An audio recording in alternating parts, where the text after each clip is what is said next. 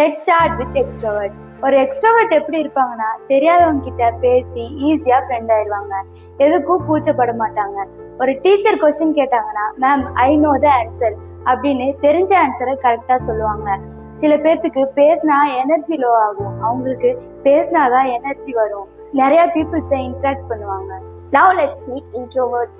Introverts எப்பவுமே ஒரு group discussion அப்ப குவைட்டா தான் இருப்பாங்க.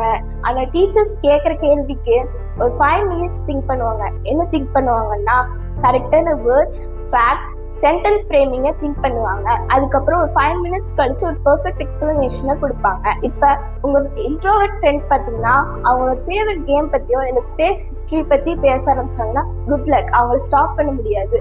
ஏன்னா இது அவங்க 1 week இல்லை 2 week ப்ரிப்பேர் பண்ணியிருப்பாங்க. Now here's the big question. Who is better, the louder one or the quietest one?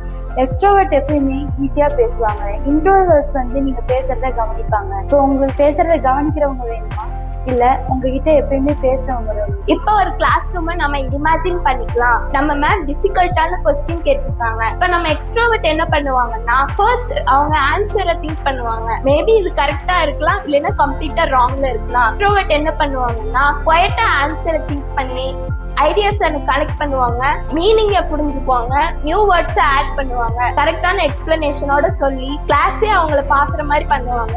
ஏன்னா perfect explanation, same goal, different way, both way is different. Now let's break down some myths. First myth: introverts are shy. No, that's just a social situation. Second one: extroverts are never nervous. They feel anxious too. They just don't show it outside. And third one, last and not least, greatest leaders are the loudest voice. That's also a myth, because some of our leaders like scientists and inventors are always silent thinkers. So leadership is not measured by volume, it's always measured by the impact you create. So next time if someone comes and tell you you are too shy, you're too loud, just remember, your communication style is not your weakness, it is your superpower. Thanks for watching this video. Always remember to like and subscribe. Proudly presented by ANV Vidyalaya Matrix School.